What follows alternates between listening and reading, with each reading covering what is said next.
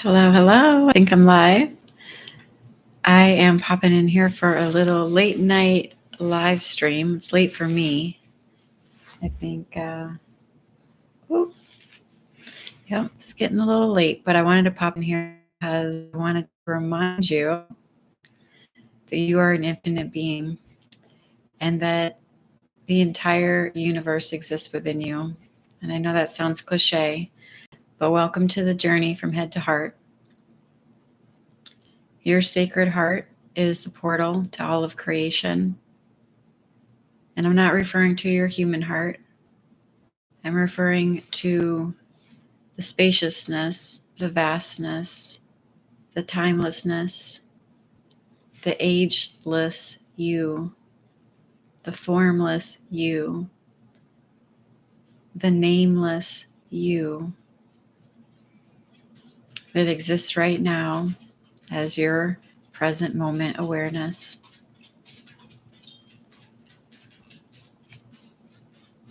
This journey, the journeyless journey to coming home to who you are, is really the journey from head to heart. And it's very paradoxical because you don't have to go anywhere or do anything to be exactly who you are right now. The true you has always been here. It's never left. You've never aged. You've never been born, and you will never die. You are the awareness that's animating this presence. And this can only be known and experienced directly through the present moment, through living it, through being it. Even talking about it right now is conceptualizing it and making it something of the mind. So paradoxically, you don't go anywhere. That's the thing. You don't have to do anything. There's nothing to do to be here. And yet we apparently go on this journey. The journey from the egoic mind to the heart, the sacred heart.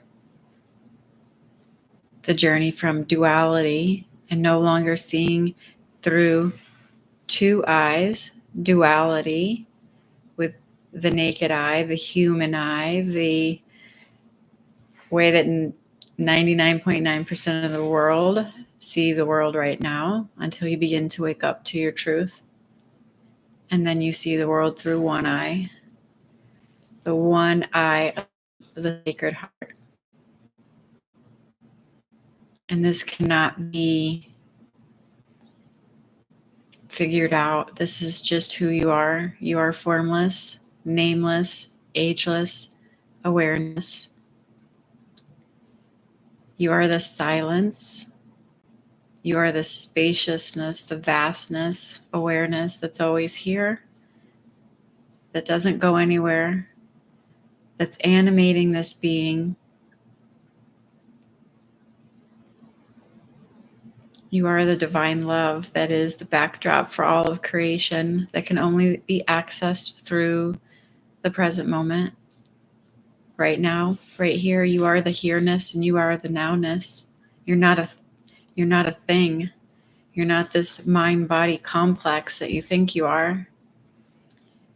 Yet the mind will jump up to duality, to past and future, and get you stuck in narratives and storylines, distracting you because you chose it.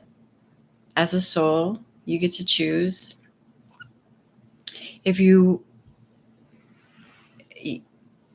Until you choose to be here now, to be here now, right here, right now, you are here now. Drop out of the body, and the best pointer to this is to listen in stillness to the silence between your thoughts, between what the mind is doing, and watch and be aware of what the mind is doing and realize that you're still there, witnessing. You're still there as the timeless, formless awareness that has no edges and has no boundaries. This awareness doesn't have an edge. It's boundless. It's boundless. It's infinite.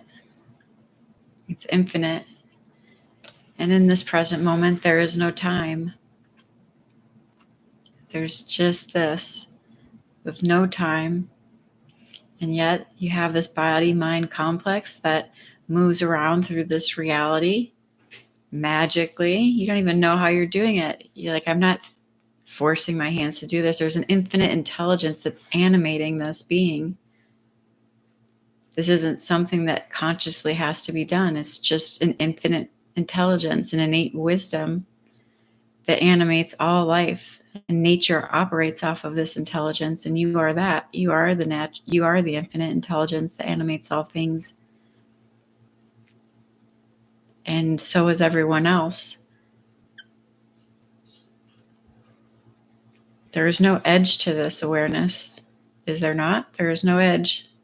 If you're to sit back in the silence and listen to the silence between words and become aware of awareness, become aware of your awareness, there is no time, there is no edge, there is no boundary to your awareness, to your conscious presence. It is boundless, it is infinite. It is spaciousness. And being fully embodied in this spaciousness and anchored in, this is like, it's hard to describe, but your breath, the spaciousness, the silence will draw you in, I guess, for lack of a better word. It will draw you in to presence. So the presence of being, which is beyond duality, which is beyond seeing the world as separate. And then what seems to emanate from your being is a love, for lack of a better word. And it's not a tangible thing. It's not like it can be turned off. You just realize and see that it's always been there. And it's just what is. It's just the lovingness that begins to expand within it seems to expand within your heart space.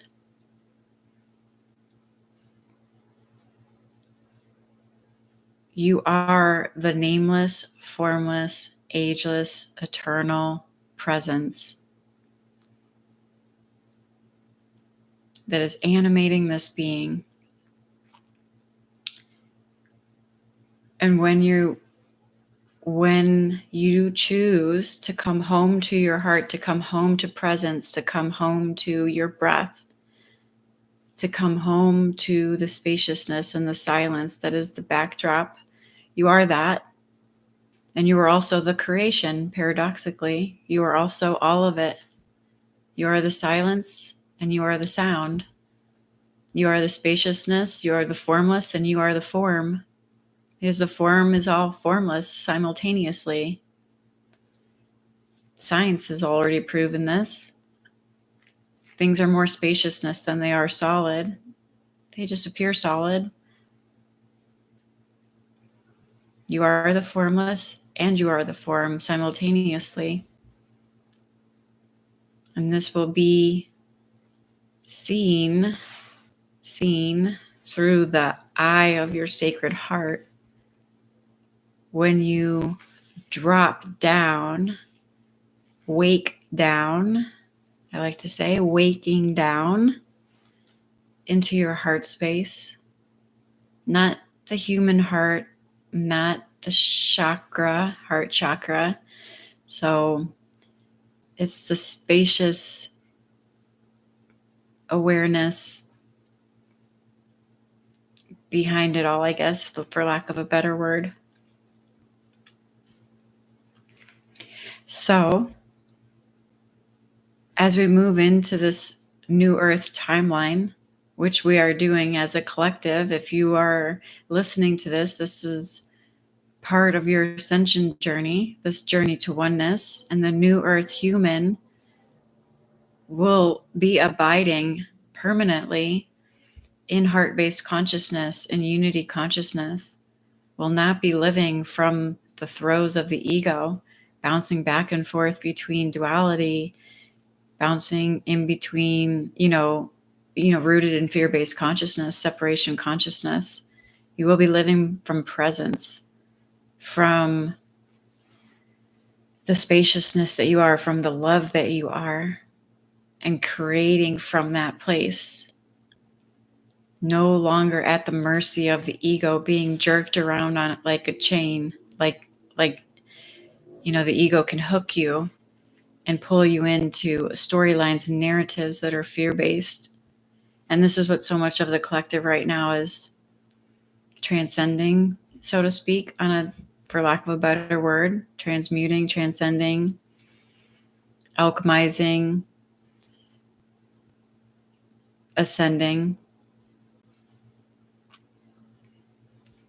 New Earth human will be living from the love and the light that they are and seeing through the eyes of their heart. This is your timeline, your journey to oneness, the journeyless journey, the pathless path home to who you already are and who you've always been, the true you, the one self that dwells within you, the God self that dwells within you, the Christ consciousness that dwells within you, the Christed heart, the goddess, the God essence, whatever you want to refer to it. Throughout history, all religions point to this, and they all have different labels for it. So rather than get caught up in the labeling of it, call it all of creation, call it God, call it whatever you want. I love using the word God, even though it comes with a lot of dogma and misconceptions. You are that. You are one with that. You are you are an expression of that. Temporarily animating this human vessel, this mind-body complex that just moves through this 3D experience. And as we move into New Earth and ascend further on this timeline, this will be more and more embodied by more and more expressions of this oneness, expressions of this love. And this is anchoring divine love, the true you, the source of all creation, of that which made you, this cosmic power, anchoring this divine love into this reality. And if you're resonating with this live stream series or video YouTube channel or podcast, wherever you're listening to this, you have a very specific role to play, and it looks different for everyone. And it starts with your own embodiment of the divine love and source within you. You cannot lead New Earth from fear-based consciousness. And so many of us are seeing fear-based things, lack-based things rooted in unworthiness, lack, scarcity, fear, unworthiness, all the things, the last remnants of that play out in your experience.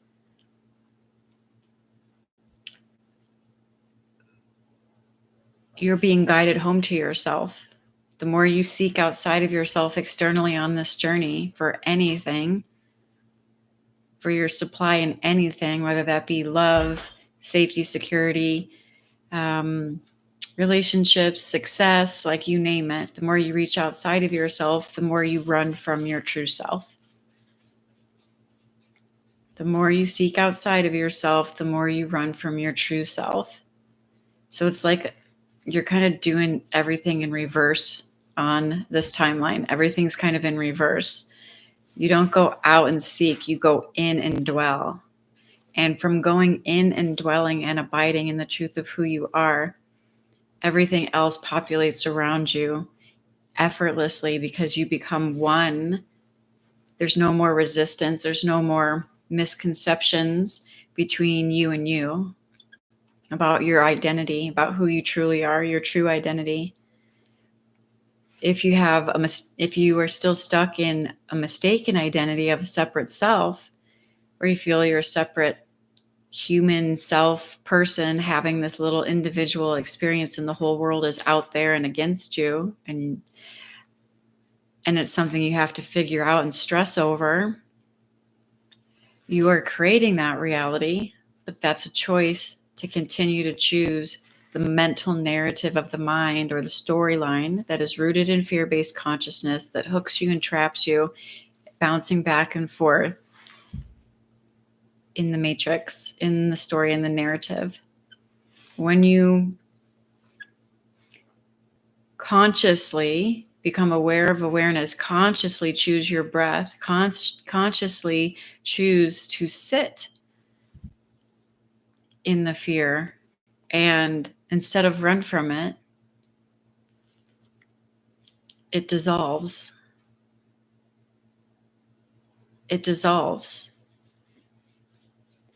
Your awareness, the light of your awareness, the truth of who you are, dissolves all fears.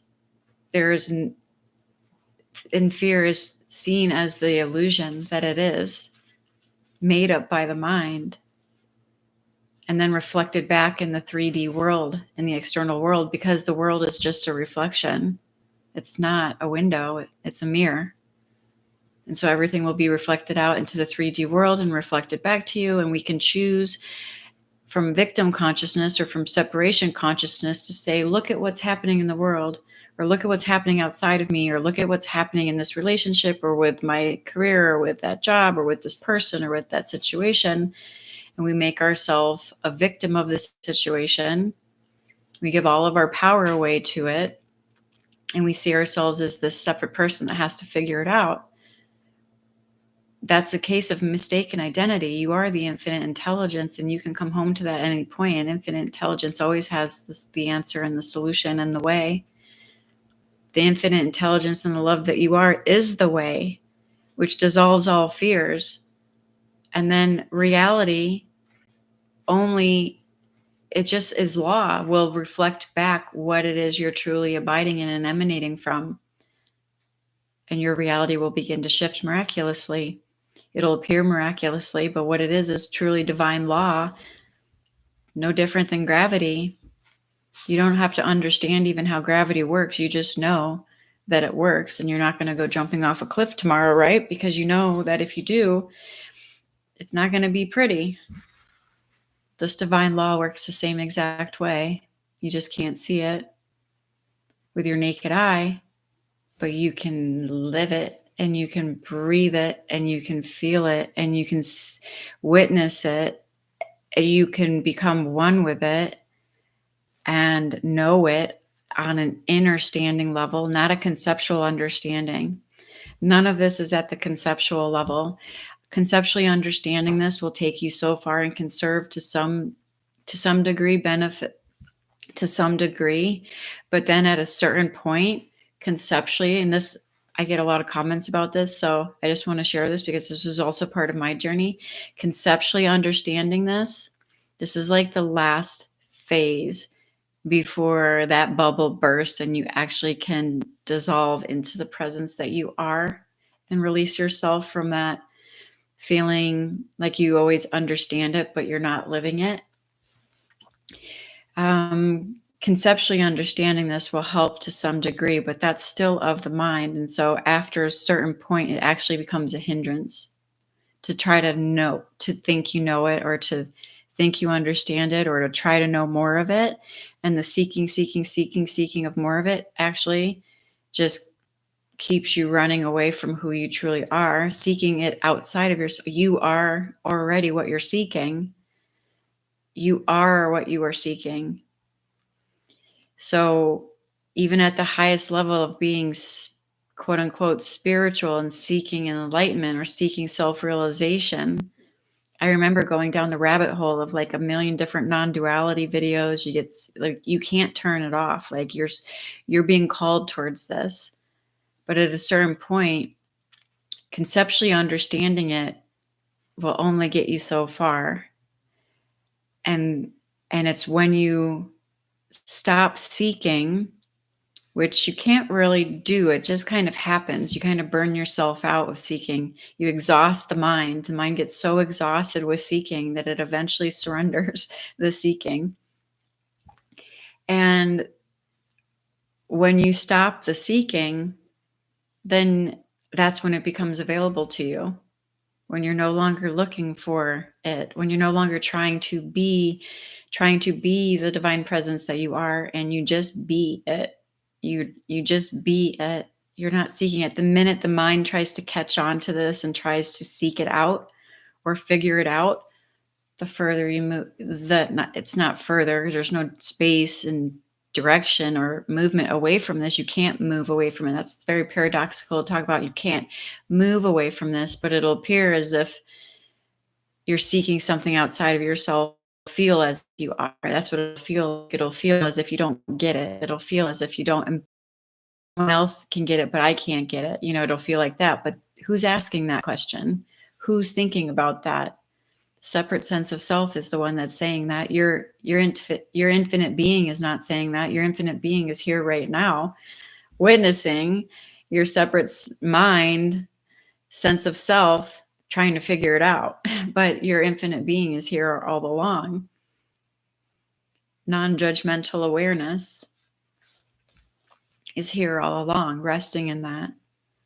And as you do, then a higher level of like compassion and gratitude and just an uncaused joy, for no reason, right? Uncaused. I don't know how to explain it. It feels like it starts to begin to bubble up in your heart space to where it can't be contained. Maybe even moving you to tears often. That was part of my experience as well. The beauty in this most simple nothingness of it all, like the beauty, exquisiteness of the exquisite beauty and sense of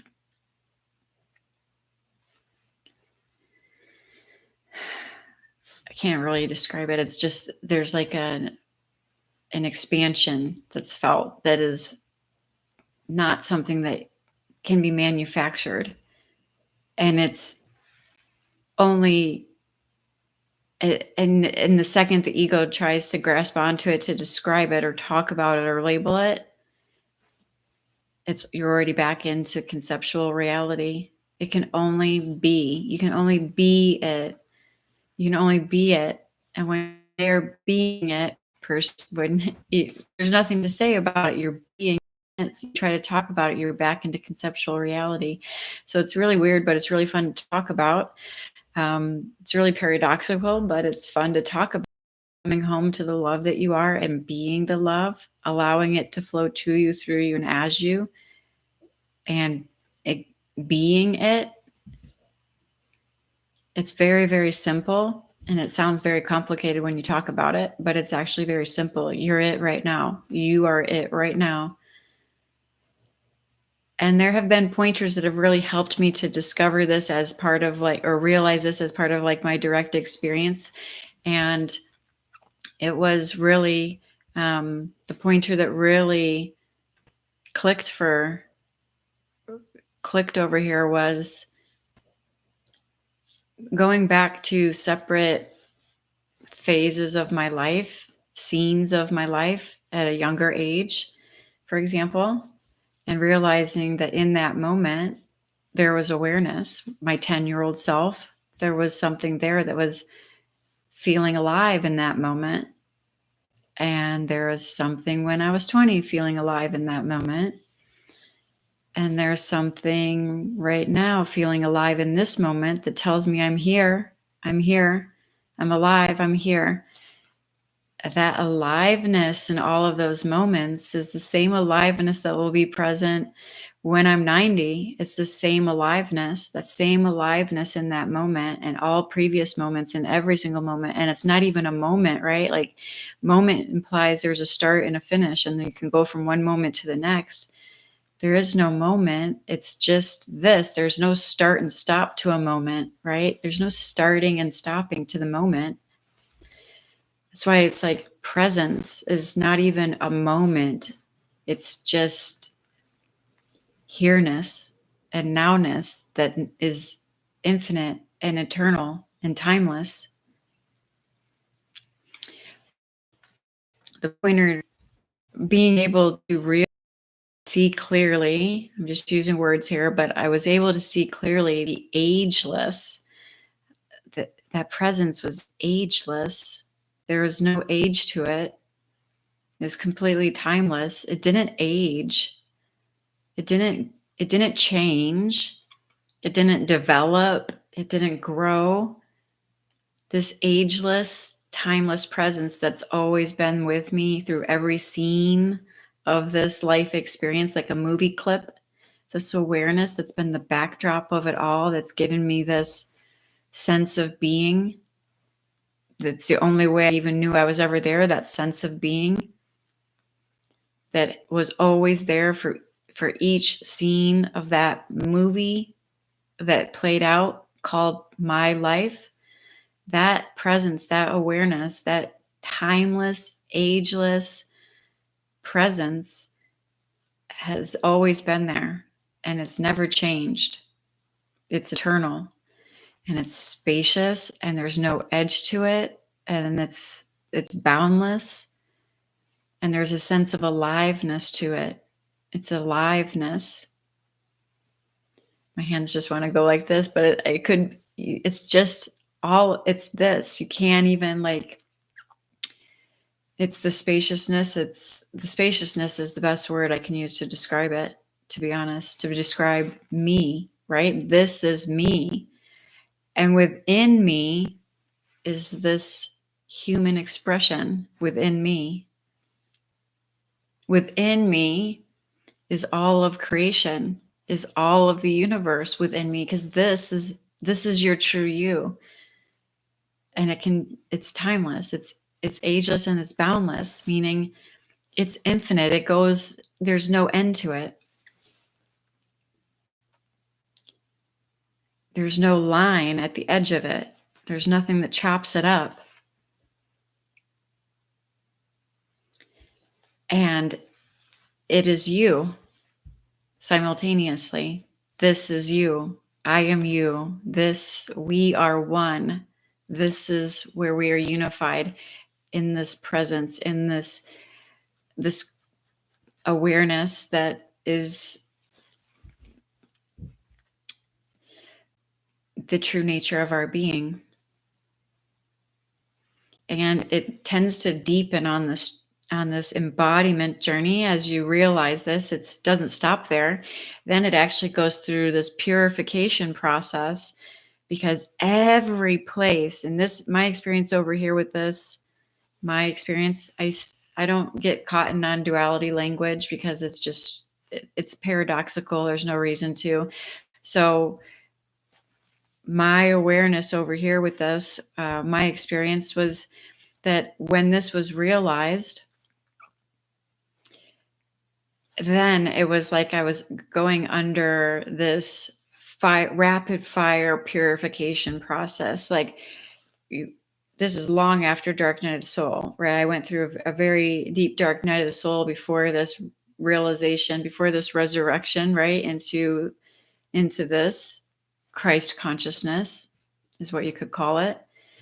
There was a deep, fast, rapid fire purification phase, which is still going on, and deeper embodiment, deeper and deeper into love, deeper and deeper into divine love and unity, and anchoring into the heart space, and opening and being the love, and living from this love, and expressing from this love, and coming into true authentic alignment with divine love in all aspects of life and all places, career, relationship, all of it, like coming into true integrity and alignment with divine love. Every place that there was still division within. There was like rapid fire purification going on. So things like jealousy, things like low self-worth, things like, unworthiness, jealousy, judgment, a lot of judgment. And judgment is the language of the ego, and it's what keeps us separate. And so the little hooks after that were fast. The hooks of judgment, the hooks of jealousy, the emotional hooks of all of these as well. And rapid fire purification, because it was just like, as you start to release the grip. The ego is kind of releasing the grip during this process too. So there's more going inward, and there's more being willing to see beyond the personhood. So you're like the self inquiry of, oh, who is actually experiencing this judgment? Can I find the person that's experiencing this judgment or experiencing this jealousy and things like that? And I could move beyond it very, very quickly. So there's still purging and purifying that goes on immediately after this, at least in this experience, and other people that I've talked to after self realization occurs. There's a lot of purification.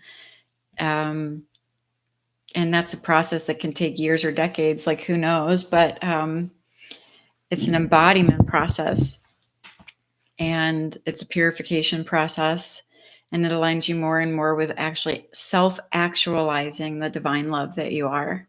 Because it's one thing to realize it. Realizing it is like kindergarten stage of enlightenment, because after that, it's about embodying it and living it from it and being it in all aspects of your life. And it's like a fire that burns up all the impurities within you until you are the light that you always have been, that you never, it's very paradoxical to talk about. So this was just what was coming through. It was this late night chat. I felt really compelled to share this because my heart was just like so filled with joy. And I almost didn't do a video tonight, even though I'm trying to do these daily and I feel motivated to do these daily, but I know the audio is not coming out that well. And I really want to repurpose these to get them out on the podcast as well. And so I don't know if I'll do pre-recorded in order to have better audio quality or not. But I almost didn't go live. I was kind of debating that because not in my mind so much. It was just like I was so content with just being. There was no, just so content with just being and not, and really enjoying just my essence, the beingness, the stillness, the silence, putting words to it, the thought of putting words to it and trying to articulate it or point to it or talk about it. It's fun, but it's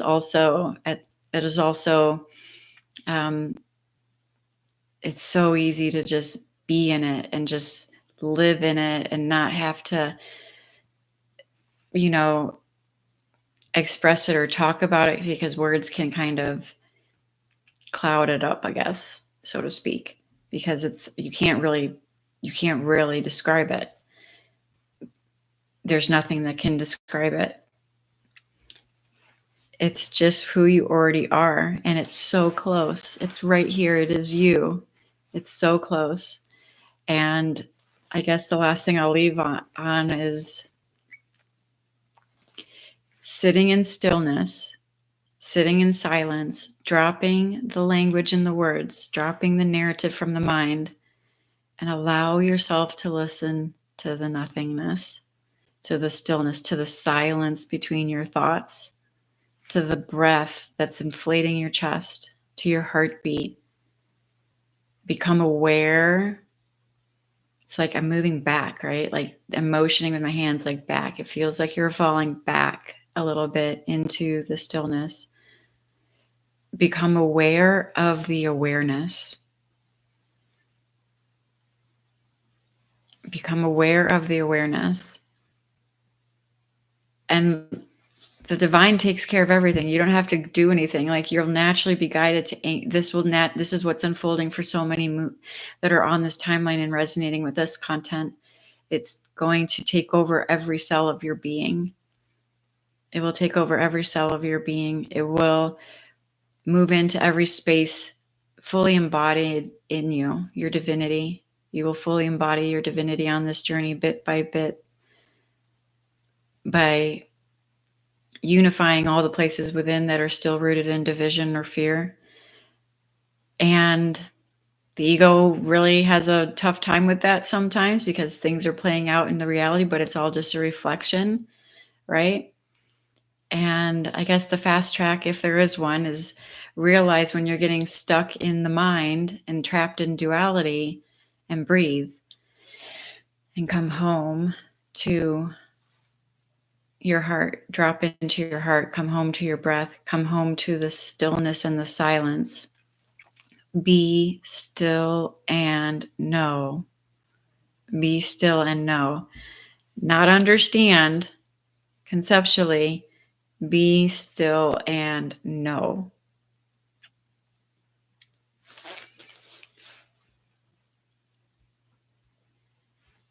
The power of the entire cosmos exists within your heart space, within your sacred heart. This is the portal to all of it. And I know that that doesn't make any sense. It's not supposed to make any sense. It will totally resonate as you begin to, experience it. It can't be understood. The other thing that I'll just share really quick before I jump is the first thing the mind will tell you when you start to drop into this presence and this timeless spaciousness that is you, where you're no longer identified as the body mind complex and you're free. You're free to just be. And you go through, I won't talk about the purification phase. We'll save that for another video. I can dive more into the purification phase. If you're interested in this, though, let me know, and you can drop a comment and let me know if you're watching this live or on the replay if you want more of that journey, and I can share that more. I do have a playlist that starts some of this embodiment process, and I haven't posted that many videos there, but I can. The one thing that the mind loves to do during this integration phase, let's call it, where you're really anchoring in this conscious, because you're going to ebb and flow in and out of this. You're going to ebb and flow. You're going to appear as if you're falling back asleep, but you've always been here. It's just going to appear as if you're falling back to sleep. You're going to get, and that's just getting hooked back into the duality of life and the storyline and the narrative. That's just getting hooked back into fear. It's usually a projection of something, or it's a anxiety or something from the past, and it's a storyline or a narrative or something that's keeping you stuck in that. And it's juicier to your mind than this. It's juicier to your mind. It's sexier to your mind than this, than being present, than it's so much juicier. There's so many different stories. It's like a smorgasbord of stories and narratives that you can get hooked into. And that's fine. There's nothing wrong with any of that. You can actually play all of it out with your human avatar. But when you're playing from a high awareness state, then you're no longer subject to the same suffering that you were before, when you thought that this was just you and that's all you were, was this small human separate sense of self. So you get to play the game still, but at a much higher level, like a much higher, like upgraded level, where you're no longer trapped by the same suffering. Suffering goes away, but you're still living life and enjoying it. You're actually enjoying it and experiencing it at a much more intimate level, because there's no more filter between life and you. That you're, like, it's kind of paradoxical to talk about. There's no more filter. You're no longer looking through a mask. You're completely vulnerable with life. Like, there's no more hiding. You can't hide anymore, because there's nothing to hide behind, because you see through the separate self as this illusory self that didn't really exist to begin with, and that you are life. And so when you are this, and there's no more buffering it between this like false little self that feels like it needs to protect anymore, when that falls away, and there's no separate self that feels like it needs to protect against the big bad world outside of itself anymore, there's this natural vulnerable, like open, like intimacy with life, and you actually experience life on a much more deeper level, as far as like, you still have emotions and things like that, and I can feel things very, very deeply, because there's nothing else. There's no one there to judge it. There's no one there to buffer against it. There's no one there to suppress it. There's no one there to reject it. There's just life happening, and there's an intimacy with it, that there's an openness to it and an acceptance of it, and you're no longer rejecting life in any way. So you actually experience it on a deeper level. and you actually deepen into your humanity and your compassion and your empathy and things like that. You don't become disassociated with it like a lot of people on. You'll hear about going through phases of disassociation, and that's usually just because there's still a need to anchor into the body, and they're still hanging out in the spaciousness, but they haven't really anchored it into the body yet. There's an embodiment process that goes with this, so that really alivens all of your senses, so you're not just walking around as the silent witness and not fully embodied in your divinity, if that makes sense. Oh, so the thing that I was going to share is like one of the hooks that the mind loves to pull you back out of presence when you begin to really rest and abide in the truth of who you are and your true nature is, now what? It'll call it, your mind will be like boring, or or now what? And that's so funny now, because I remember that like I can look back and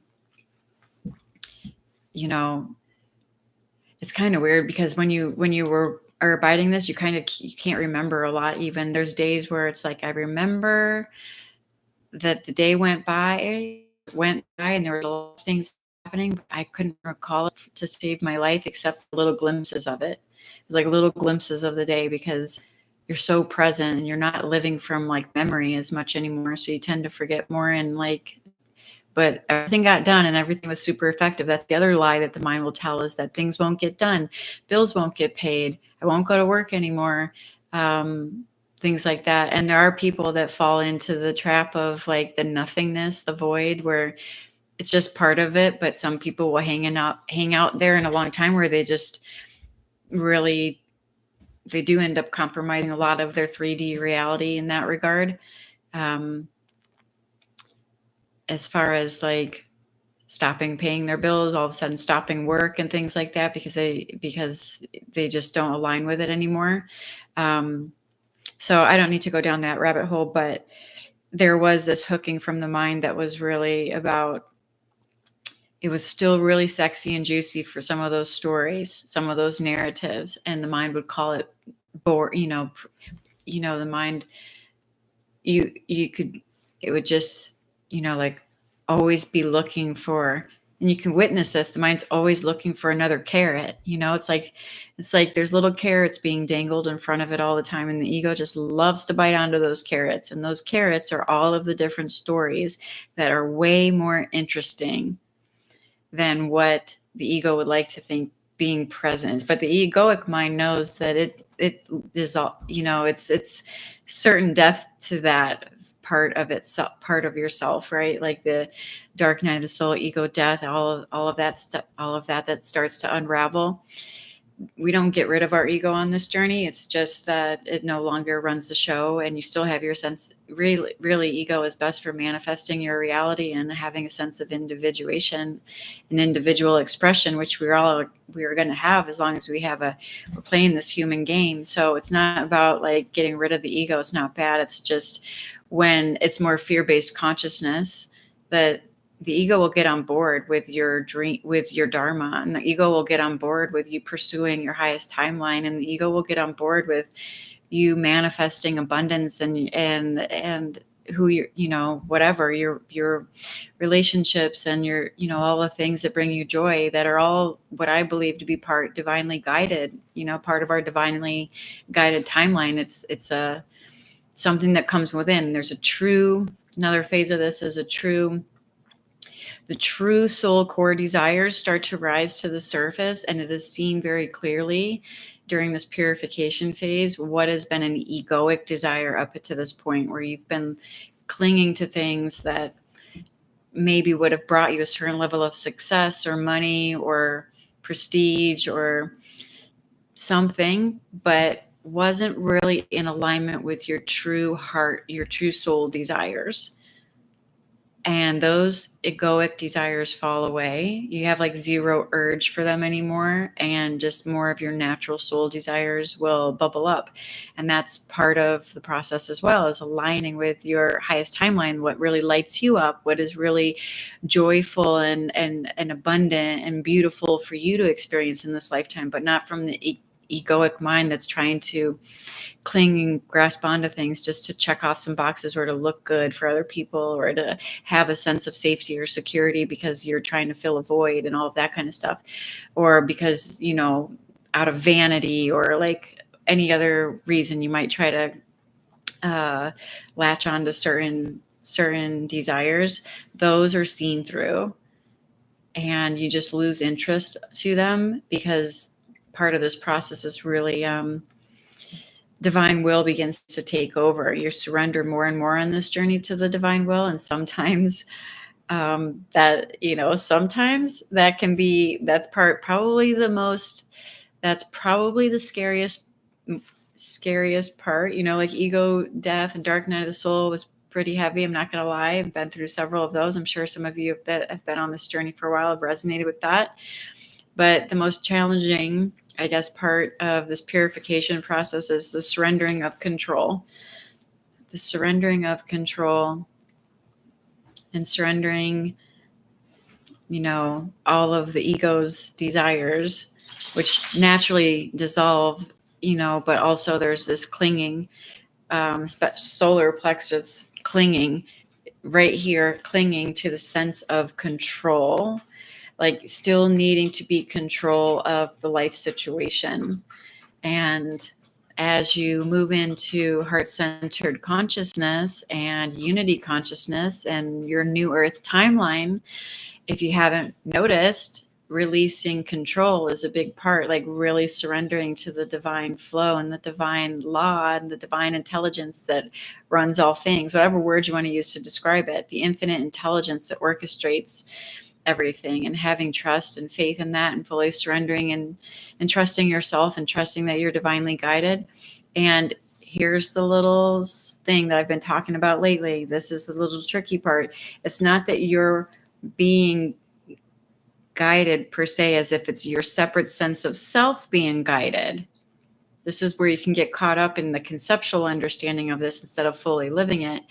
It's that you are the divine guidance. You are it. You are one with the divine intelligence. The infinite intelligence is waving these hands right now and talking and listening and seeing and hearing and beating my heart and pumping my blood and breathing, and it's growing that plant right there, and it's everything. So it's not that divine intelligence is orchestrating your life as if you are separate from divine intelligence. It's that you are the infinite intelligence, and divine intelligence is pumping to you, through you, and as you, and you are one with it. You are a child of God, and you are not separate from God. God created you, and you are an extension and expression of the Creator.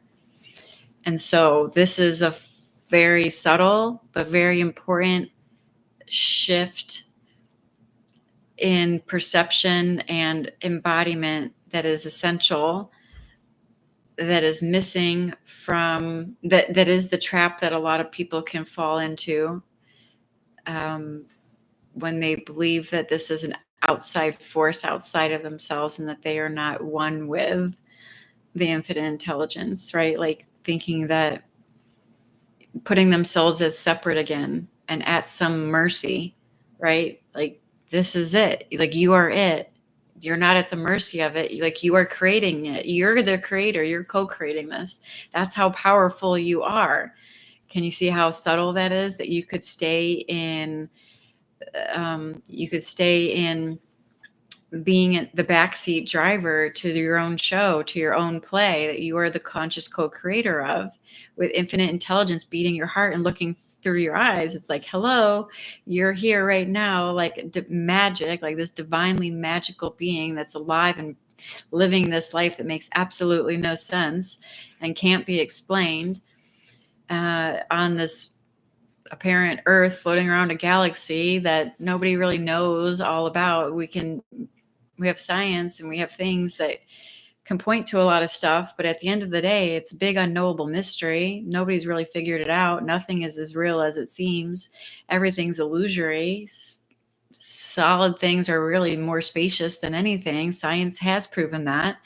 So we're living in this like sea of mystery, and you are part of it. You are it. That's the thing. And so the separate sense of self is the illusion that you're transcending. That's the mistaken identity. The separate sense of self that feels as if it's moving through this reality. And then there's divine intelligence that's going to help orchestrate its life. And divine intelligence isn't orchestrating its life, it's divine intelligence is life. And you are that, and you are one with that, subtle but profound. And a huge piece of the puzzle here, if you're feeling like you're always close to having a breakthrough, you're always close, but you're never quite there. It's because there's this layer of separation that's hidden right there, that thin veil where you're still holding yourself separate from all of creation, which you already are, which you're already one with. And that subtle veil, that subtle separation is still what's keeping you separate from life itself, from the infinite stream of abundance and prosperity that flows to you and through you and as you. So there's no separation. Separation is the illusion, and the mind will come in at every angle that it can and try to sneak in the back door to form another layer of separation wherever it can, and to put you at the mercy of it. Does that make sense? So I think that's it for now. I could talk about this forever.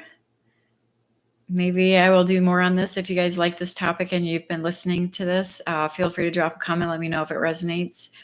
And until next time, I hope this finds you well. Namaste.